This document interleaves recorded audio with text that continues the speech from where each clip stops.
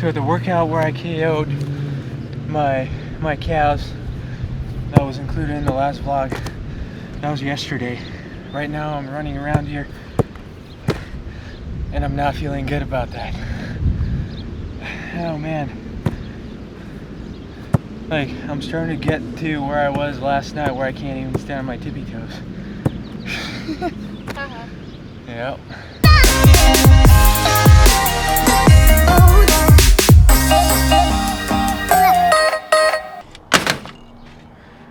So it is now 4 days after the calf workout that I did right here. That's where all the damage happened. And I can finally walk. Because over the course of the past 3 days, I could barely stand on my feet, let alone walk. It took a long time of stretching, gentle stretching, where I could finally stand up on my feet. I think what made it even worse is that the day right after the workout, I was perfectly fine, and I decided to go to the park and kick the soccer ball around. And because the day after that, I couldn't even get out of the bed. It was like 2 daggers sharply stabbing me right in the back of my calf. But it's all right now. I've been massaging it. It's not ripped, torn, or anything. It's just really sore.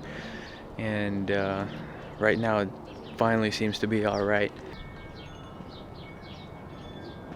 I think I can finally see the freaking gopher that's been poking around the entire yard here. And it's right over there underneath that tarp. Foxy, go get it. Go get it. Kill it. I've been fighting this gopher for over a year now. I used to have sweet potatoes planted right over there where the artichokes are now. Ate every single one of them. I had beans where the cacti are right now. Pulled all the bean stalks underground and ate all of it. So now she's watching him. And I think the cat heard something suspicious too. Foxy, go get it. And she's gonna try and get it.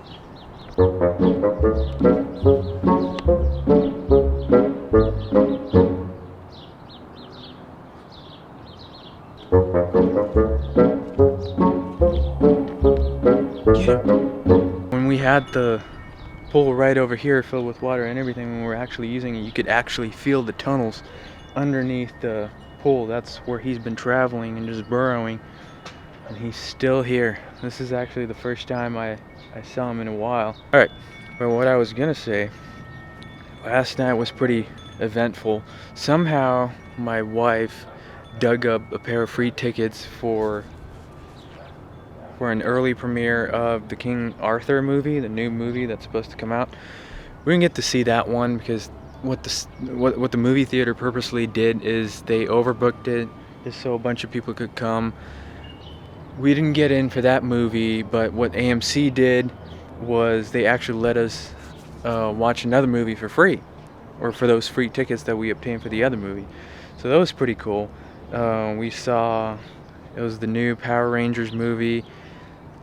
Growing up as a kid, I used to watch the TV show and the cartoons, but not as much. I wasn't really a devotee, but it was a pretty cool movie. I gotta admit it. And actually, prior to that, when I was talking about the Impala being all fixed up, yesterday she gave us a little scare because my wife was gonna go to the store, and all I heard was just like a little bark. It didn't even crank, maybe like a quarter turn, but that was it. And the car was dead. I mean, no power going into the car. It was just dead. And so I thought fuse were blown, maybe some relays, so I changed those. Turns out it was, what it ended up being was the negative terminal bolt on the battery. So this sucker right here, it's a bolt that's got its thread stripped on the other side, so it doesn't create a perfect contact, and over time it just wiggled out. So when I wiggled the terminal back in, the dashboard lights were going crazy, so I knew it was definitely electrical, but it was battery related. So I ordered a few new bolts. They're actually quite pricey. I think for 5 bolts I paid like $6. So I'm set up on top of my roof because there's actually a wildfire going on right now, and my wife noticed it when she was getting in the car with her friend.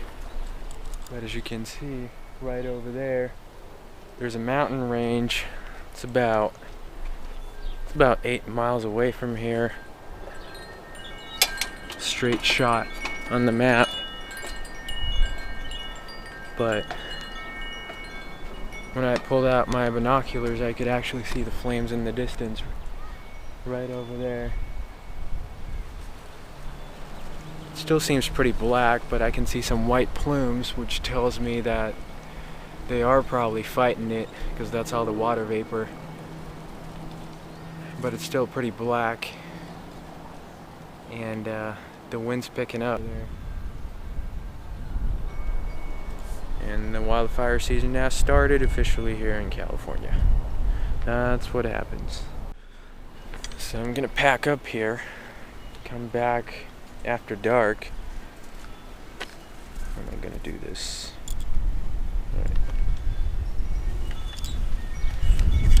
Hopefully I don't drop it, because that would be the end of vlogging for a little bit. Well, probably not. Right. This guy's down. Let's get the back there.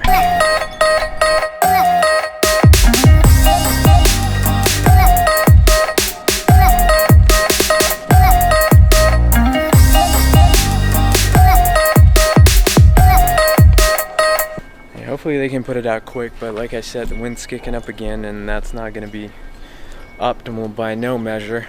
Alright, so we have an update. The Opera fire. So far, it's a 30-acre blaze. The firefighters are there. Just when you thought it was going to be a boring Sunday afternoon, right?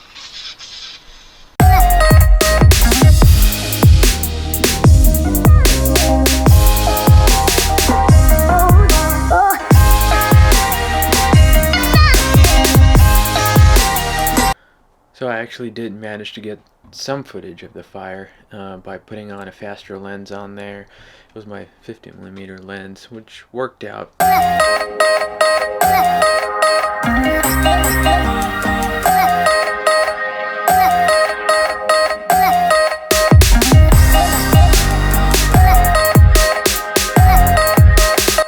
I lost my GoPro again. Here it is.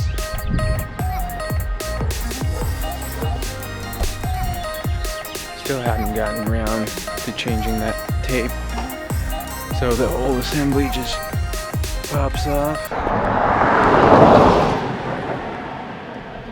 Will make for a good blooper, I suppose.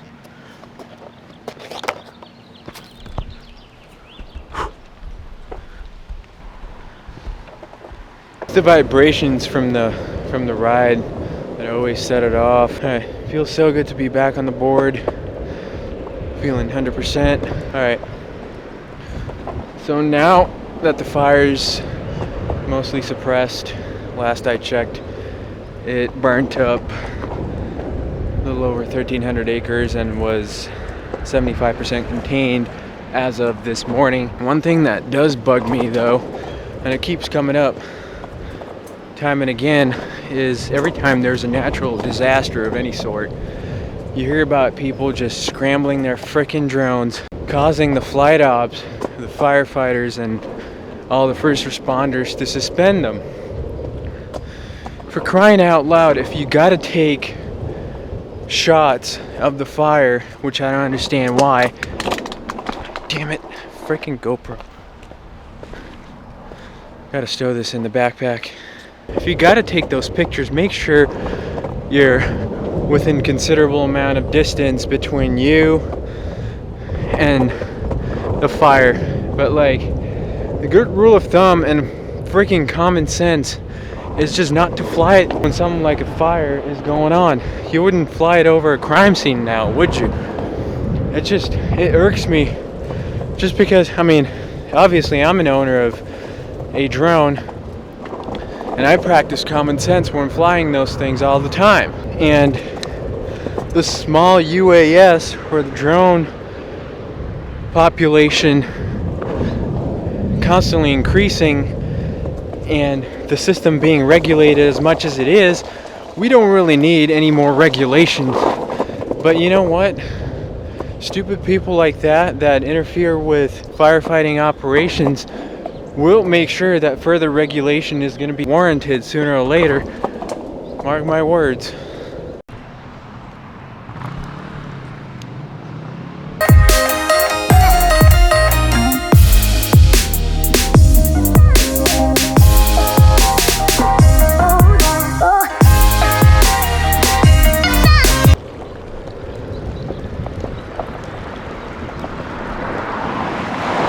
I mean, don't get me wrong, I sometimes go the extra mile to get the perfect shot. I'm all for that. What I'm not down for is serious interference with the authorities and stuff like that. Because, I mean, what if it was your house on fire? You wouldn't want any jackass just flying their drone and, you know, suspend the firefighting operations. It's just my 2 cents. I think it's not necessary. Because behavior like this is inevitably going to cause more regulation, and that is the last thing we need. As a creator, sure, you overstep some boundaries every now and again, but I think practicing common sense is, you know, the best you can do.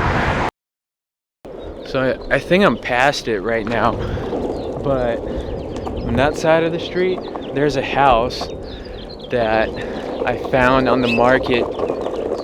It's a freaking nice house, and I want it so bad. If only I had like $1.5 million in my pocket right now, I would so go for it. It's gorgeous. But goals, right? Further motivation. One day.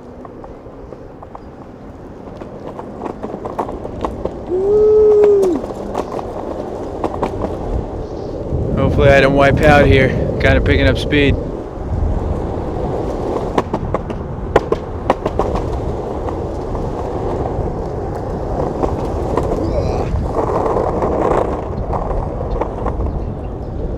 Did not see that sand patch over there.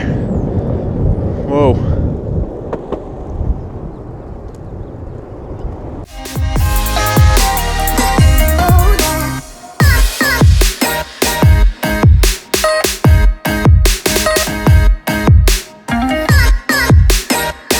I think I better turn around before I wind up in Corona, because this street goes on forever.